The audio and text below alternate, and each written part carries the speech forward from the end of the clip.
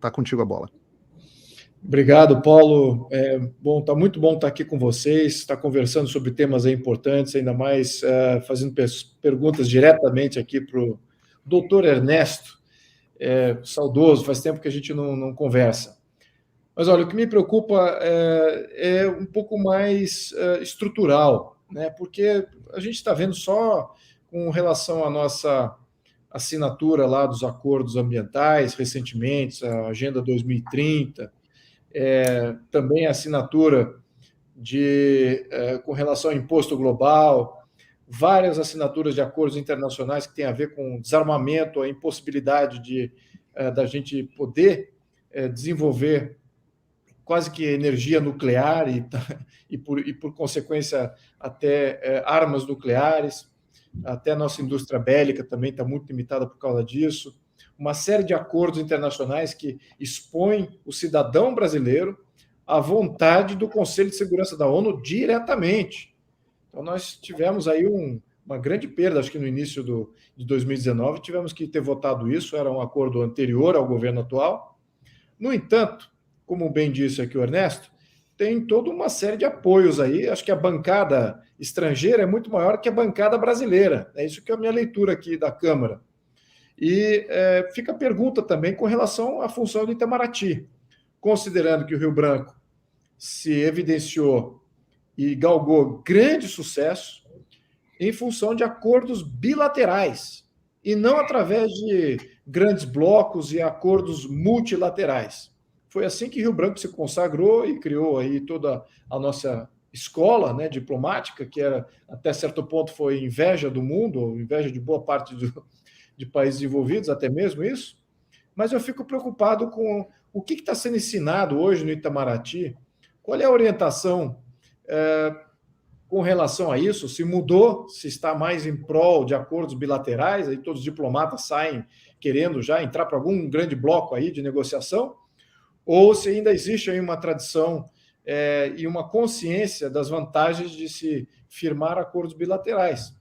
E querer saber também se, por acaso, isso é uma novidade que foi adquirida ao longo do século XX e se dá para a gente mudar isso para o século XXI, considerando que o contexto hoje requer uma nova escola e um novo calhamaço aí de ensinamentos nesse lado. Muito obrigado, Ernesto. Um grande abraço. Bom, Luiz Felipe, obrigado e que bom estar contigo novamente aqui. Olha, eu acho que o problema ele tem a ver com o isolamento do Itamaraty em relação ao Brasil, em relação ao resto do Brasil, à sociedade brasileira. Pelo fato de ser uma carreira fechada, onde todos os cargos do Ministério são de diplomatas, diplomatas de carreira, exceto o de ministro, embora muitas vezes seja também de carreira. O Itamaraty, os diplomatas brasileiros, com toda a competência que eles têm, mas eles começaram a formar uma corporação isolada do resto do Brasil. E eu tentei mudar isso. A partir da minha concepção muito, muito profunda de que tem que ser um instrumento, a Itamaraty tem que ser um instrumento do povo brasileiro. Então, sempre quis fazer, tentei chamar dessa maneira, uma política externa do povo brasileiro. O que isso significa? Significa mudar um esquema no qual os diplomatas vivem só entre eles, aqui no Brasil, e entre diplomatas internacionais ou funcionários de organismos internacionais lá fora. E começam a adotar uma mentalidade coletiva, que é essa mentalidade de uma espécie de classe cosmopolita diplomática aí, que não reflete o Brasil. Então, eu me lembro uma vez que eu fui acompanhando o presidente e alguns outros ministros de uma viagem a Sergipe, para a inauguração lá de uma ponte, e gostei de conversar ali com as pessoas, o presidente tinha me convidado para ir nessa especificamente, foi no começo desse ano.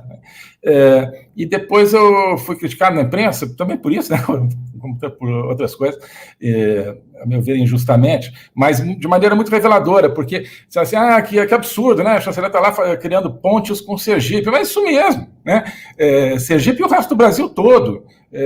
eu acho que a gente tem que estar... Claro, isso é uma coisa simbólica, estar ali presente, mas é importante o simbolismo também. Mas, além disso, eu sempre procurei fazer uma diplomacia justamente atenta ao Brasil, aos interesses reais desse povo aqui, né? E não aos interesses conforme eles são interpretados por uma lógica dos organismos internacionais e dessa classe cosmopolita internacional, né?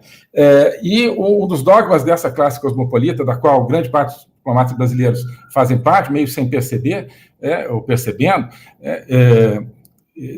um desses dogmas é o multilateralismo, né? E tudo tem que virar um tema de algum organismo multilateral, né? Multilateralizou, está bem. O importante não é tratar o tema a partir de uma lógica nossa, do que é bom para o Brasil, para o povo brasileiro e também para, né, para o mundo, mas a partir de uma lógica nossa. Eu acredito que o mundo vai ser melhor a partir de uma lógica das nações. Isso acho que está cada vez sendo mais contestado, mas acho que essa é a lógica que pode transformar o mundo no bom sentido. E não a partir de uma lógica de cima para baixo, onde uma elite diz o que é bom para esse país aqui, diz o que é bom para aquele país lá, etc. Infelizmente, os diplomatas brasileiros, muitos deles se identificam com essa lógica, né?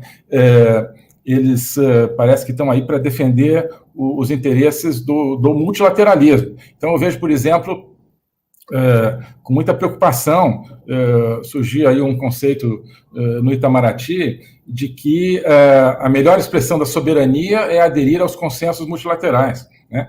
Eu acho assim, são coisas diferentes. Às vezes é importante aderir aos consensos multilaterais, mas não é para isso que a diplomacia brasileira está lá. A diplomacia está lá para defender a soberania e os interesses nacionais. Então, no caso do metano, no caso do Forest Deal, aí, do Acordo sobre Florestas, em todos esses instrumentos, parece que existe assim, uma torcida assim, né, vamos o máximo de instrumento possível, multilateral, para a gente provar que o Brasil é bacana, que o Brasil é multilateralista. Não existe isso, né? Tem que ver se é bom. Às vezes você tem que estar dentro, tentar, estando dentro, melhorar, mas a partir de uma ótica nacional. Não estou dizendo que é para não estar em todos os instrumentos. Alguns desse para não estar seria bom, né? Mas estar dentro a partir de uma ótica nacional, né?